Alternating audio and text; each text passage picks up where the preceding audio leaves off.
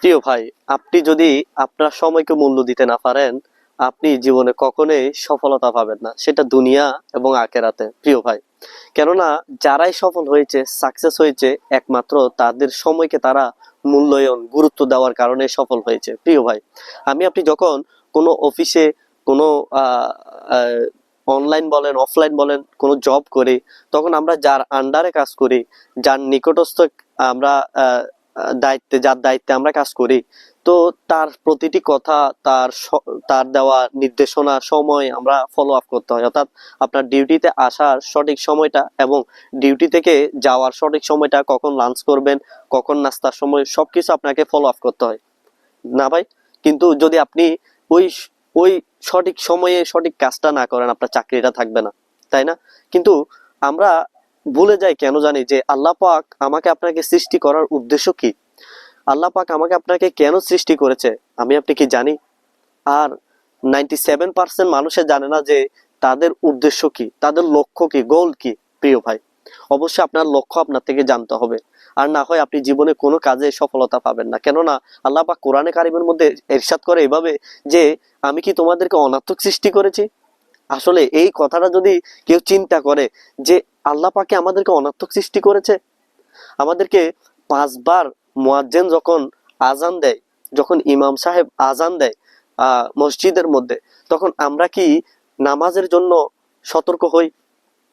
আমরা নিজের অফিসের ডিউটি, সকালে ঘুম থেকে সঠিক সময় উঠে আপনি ডিউটির জন্য উপস্থিত হই, কিন্তু সঠিক সময় কি আমরা নামাজের জন্য উঠে দাঁড়াই? 5 ওয়াক্ত 5 বার আমাদেরকে আমাদের আল্লাহ পাকের সাথে মিটিং করার জন্য অফিসিয়াল ভাবে ডাকা হয়, আপনি কি সেখানে হাজিরি দিই? আপনি কি মনে করি, এই হাজিরি না দেওয়ার শাস্তি কি আপনি পাবো না? দুনিয়াতে যখন আমরা চাকরিতে একবেলা যাই আর আধা বেলা চলে আসি, তখন আমাদের আধা বেলা হাজিরা কেটে নেওয়া হয়। একদিন না গেলে আমাদেরকে অনেককে গালিগালাজ করা হয়, অনেককে মানে অ্যালার্ট করা হয়। এর পরবর্তীতে আবার যদি সেই কাজ করা হয়, তাকে চাকরি থেকে বহিষ্কার করা হয়।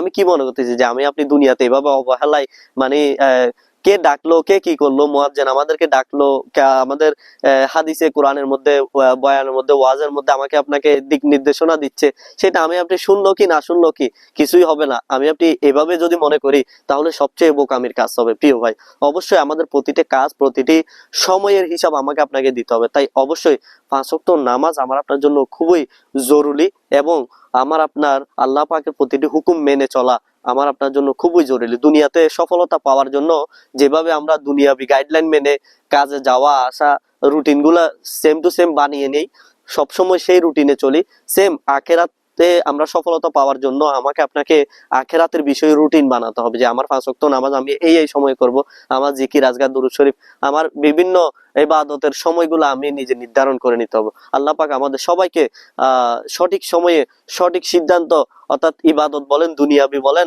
আখেরাত বলেন, সেই সিদ্ধান্তগুলো সঠিক সময় নেওয়ার এবং বেশি বেশি ইবাদত করার তৌফিক দান করুক। আপনি চাইলে ভিডিওটা শেয়ার করার মাধ্যমে অন্য ভাইয়ের কাছে পৌঁছে দিতে পারেন, সে হয়তো উৎসাহিত হয়ে আমল করার জন্য লেগে পড়বে।